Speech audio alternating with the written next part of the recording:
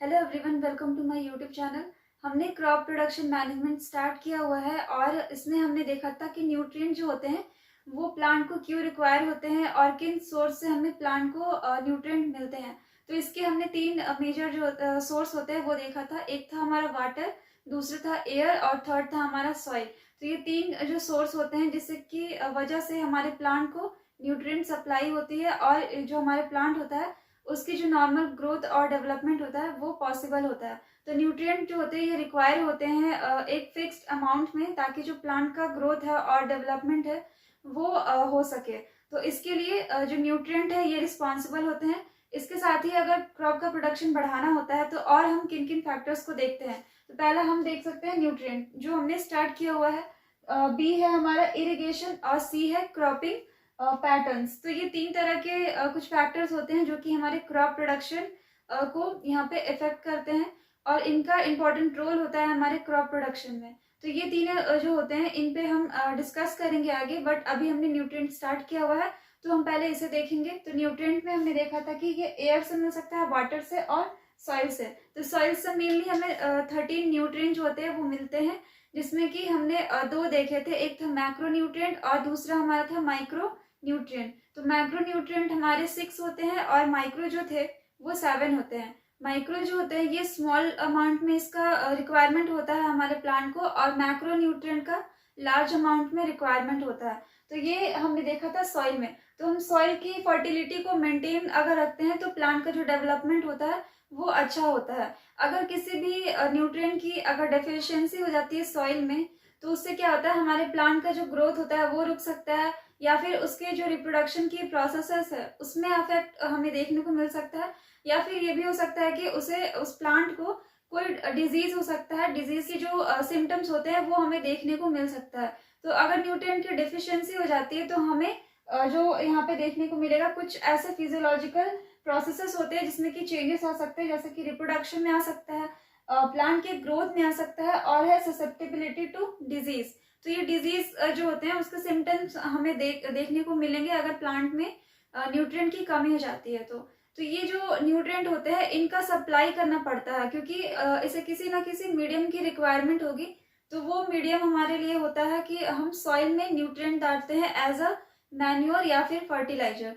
तो हम आगे डिस्कस करेंगे मैन्योर और फर्टिलाइजर के ऊपर। तो जो हमारे मैन्योर होते हैं ये हमारे नेचुरल होते हैं, नेचुरल प्रोसेस से बनाए जाते हैं, और जो फर्टिलाइजर्स होते हैं वो आर्टिफिशियल होते हैं, मैनमेड हो सकता है ये। और इन दोनों में ही न्यूट्रिएंट प्रेजेंट होते हैं, और यही न्यूट्रिएंट क्या होते हैं कि सॉइल से मिलते हैं प्लांट को। तो प्लांट के डेवलपमेंट के लिए या फिर जो भी क्रॉप का प्रोडक्शन किया जाता है उसमें न्यूट्रिएंट का यूज किया जाता है, क्योंकि आप जब भी खेती करते हैं तो उसमें आपको लार्ज अमाउंट में आपको प्रोडक्शन देना होता है, और सॉइल के पास इतने ज्यादा न्यूट्रिएंट नहीं होते हैं ताकि वो सारे प्लांट को दे सके।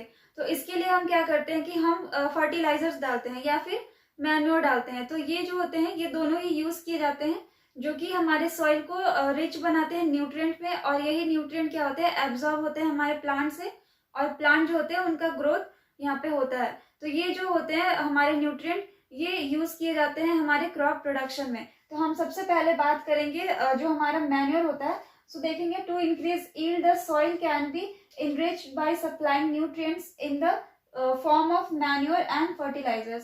तो जो सॉइल की फर्टिलिटी है या फिर उसे एनरिच करने के लिए न्यूट्रिएंट से हम उसमें मैन्योर ऐड करेंगे या फिर फर्टिलाइजर्स। तो मैन्योर हमारे हो जाते हैं नेचुरल, तो हम सबसे पहले मैन्योर की बात करेंगे। तो यहाँ पे इस साइड मैंने मैन्योर के बारे में लिखा हुआ है।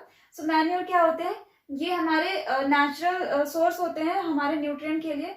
It contains large quantities of organic matter and supply small amount of nutrients to the soil. तो ये होते हैं, इनके पास क्या होता है कि लार्ज क्वांटिटी में इनके पास ऑर्गेनिक मैटर प्रेजेंट होता है, क्योंकि जितने भी नेचुरल चीजें होती है जैसे कि प्लांट हो गया, एनिमल्स हो गया, या फिर कोई भी लिविंग बीइंग हो गया, ये हमारे क्या होते हैं ऑर्गेनिक जो होते हैं इन चीजों से बने होते हैं। तो इसलिए इसमें ऑर्गेनिक मैटर जो होती है इसकी जो क्वांटिटी होती है वो हाई होती है। तो इसमें ऑर्गेनिक क्वांटिटी जो होगी इसकी वो ज्यादा होगी। तो ये कंटेन करते हैं large quantity of organic matters and supply small amount of nutrients to the soil. और अपना छोटा सा अमाउंट जो होता है इनका न्यूट्रिएंट का वो सप्लाई करते हैं सॉइल को। तो ये जो न्यूट्रिएंट होते हैं ये सप्लाई होते हैं सॉइल में, और ये होते हैं स्मॉल अमाउंट में।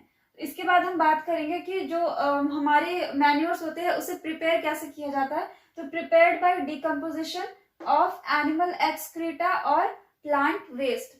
इसका डिकम्पोजिशन किया जाता है, जो नेचुरल हमारे नेचुरल चीजें होती है जैसे कि एनिमल एक्सक्रीटा हो गया या फिर प्लांट के जो वेस्ट होते हैं वो क्या किए जाते हैं, इसका डिकम्पोजिशन किया जाता है। डिकम्पोजिशन मीन्स कि उसे आप नॉर्मल भाषा में कह सकते हैं कि उसे सड़ाया गलाया जाता है, जिसकी वजह से क्या होता है कि ये जो एनिमल एक्सक्रीटा होते हैं या फिर प्लांट वेस्ट ये ऑर्गेनिक मैटर में कन्वर्ट हो जाते हैं, यानी कि सबसे सिंपल फॉर्म जो होता है उसमें कन्वर्ट हो जाता है।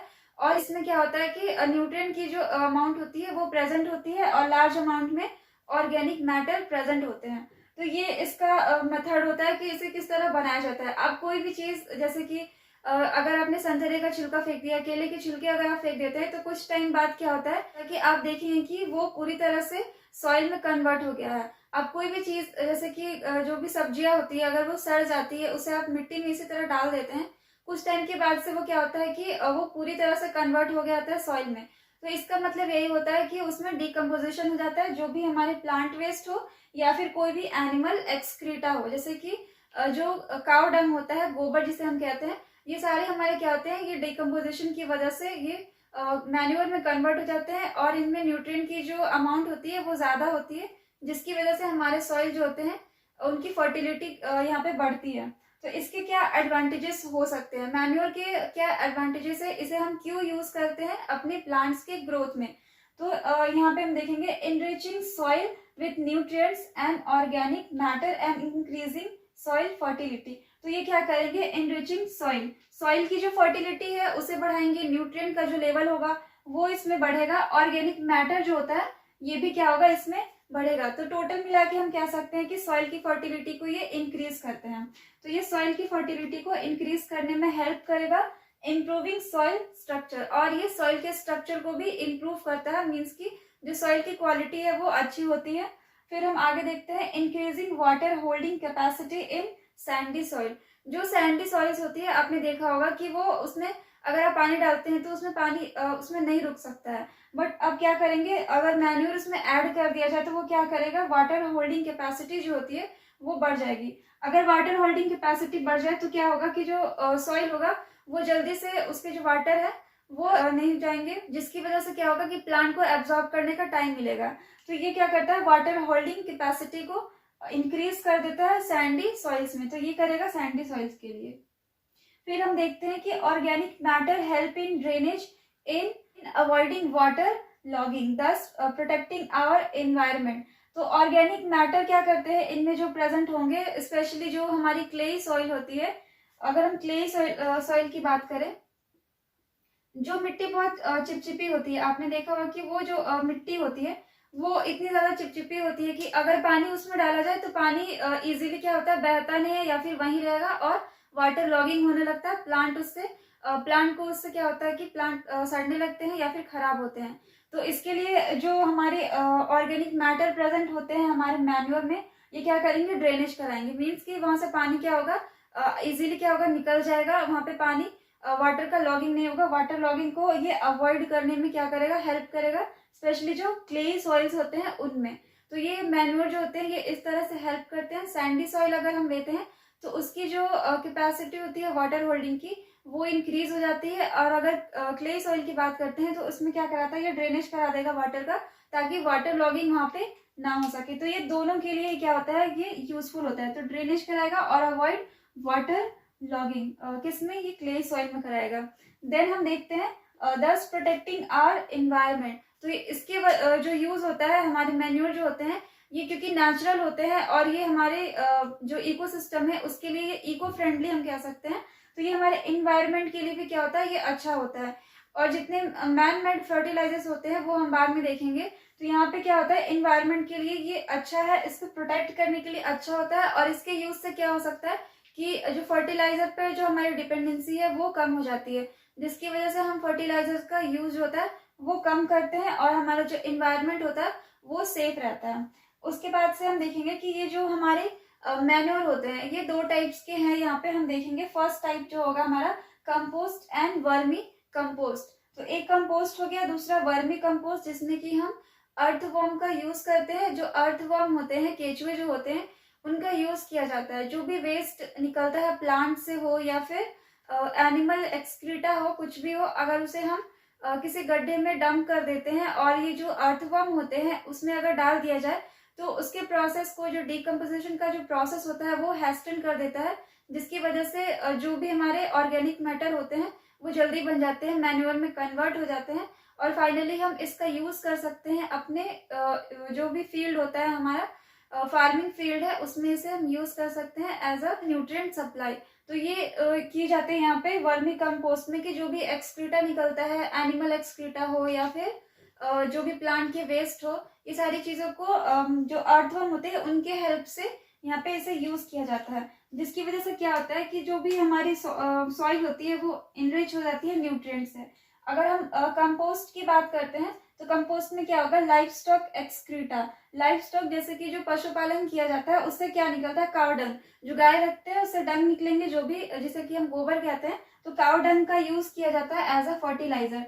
तो ये जो होते हैं काउ डंग, ये बहुत ज्यादा जो होते हैं यूजफुल होते हैं हमारे क्रॉप के लिए। उसके सॉइल का जो न्यूट्रिएंट होता है उसकी फर्टिलिटी को भी बढ़ाने के लिए ये काफी ज्यादा यूजफुल होते हैं काउ डंग। इसके साथ ही हम क्या देख सकते हैं, vegetable waste, animal refuse, domestic and sewage waste, straw, eradicated weeds.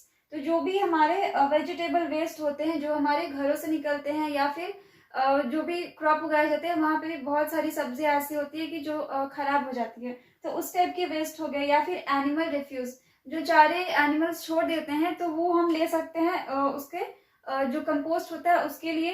या फिर डोमेस्टिक या सीवेज जो वेस्ट होते हैं, घरों से निकलने वाले जितने वेस्ट हो सकते हैं वो हो गया। देन स्ट्रॉ हो गया, इराडिकेटेड वीड, तो जितने वीड हो जाते हैं खेतों से जो निकलते हैं, तो ये सारे क्या होते हैं हमारे एक तरह से ये डिकम्पोस्ट करने के लिए जाते हैं और इस प्रोसेस को कंपोस्टिंग कहते हैं।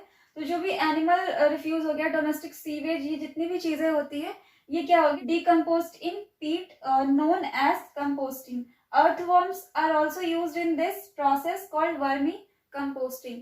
तो इस तरह से किया जाता है कि जितने भी प्लांट वेस्ट हो गए, एनिमल वेस्ट हो गए, उसे डंप कर दिया जाएगा और डंप करने के बाद से अगर उसके ऊपर आप मिट्टी डाल देते हैं और कुछ टाइम के बाद अगर आप देखते हैं तो वो सारे क्या होते हैं, सॉइल में मिल गए रहते हैं, यानी कि वो मैन्योर में कन्वर्ट हो जाते हैं। और जब आप उसका यूज करते हैं अपने खेतों में, इससे हमारी सॉइल की फर्टिलिटी बढ़ती है और फर्टिलिटी बढ़ने की वजह से जो प्लांट होते हैं उनकी भी ग्रोथ क्या होती है, वो हैस्टन हो जाती है, तेजी से होने लगती है। और जो भी प्रोसेस होते हैं प्लांट में वो यहाँ पे डेवलपमेंट आपको देखने को मिलेगा। तो ये हो जाता है हमारा compost and vermi compost. Second हम देखेंगे ग्रीन मैन्योर। तो ग्रीन मैन्योर में क्या किया जाता है कि कोई भी प्लांटिंग आपको करनी है, कोई भी आपको क्रॉप सोइंग करनी होती है, उस समय क्या करेंगे कि उसके पहले आप या तो आप उसमें सनहेम्प लगा देंगे या फिर जो ग्वारे होती है वो आप लगा देते हैं। तो इस टाइप के जो क्रॉप होते हैं वो अगर आप लगा देते हैं, उसके बाद से क्या हो जाएगा, वो जब ग्रो कर जाएंगे उसके बाद आप उसके ऊपर हल चलवा देने के बाद से वो मिट्टी में मिल जाती है। तो इसे हम कहते हैं ग्रीन मैन्योर। तो जो ग्रीन मैन्योर होती है ये भी क्या करती है, सॉइल की फर्टिलिटी को इंक्रीज करने का काम करती है। तो ये दो तरह के हम मैन्योर देखते हैं, एक कंपोस्ट या फिर वर्मी कंपोस्ट या ग्रीन मैन्योर। तो दो तरीके होते हैं इसमें जो हमारी सॉइल की फर्टिलिटी को इंक्रीज करने में हेल्प करती है। तो यहाँ तक आज हमने देखा जो मैन्योर होते हैं वो नेचुरल होते हैं और इन्हें हम किस किस सोर्स से ले सकते हैं, जैसे कि प्लांट वेस्ट हो गया, एनिमल एक्सक्रीटा हो गया। तो ये सारी जो चीजें होती है इनसे हम मैन्योर जो होता है ये तैयार करते हैं, जिसका यूज हम अपने खेतों में करते हैं। इसके बाद हम देखेंगे कि फर्टिलाइजर्स क्या होते हैं। अगर आपको यहाँ तक कोई भी डाउट या कंफ्यूजन होता है तो आप कमेंट में बता सकते हैं। Thank you.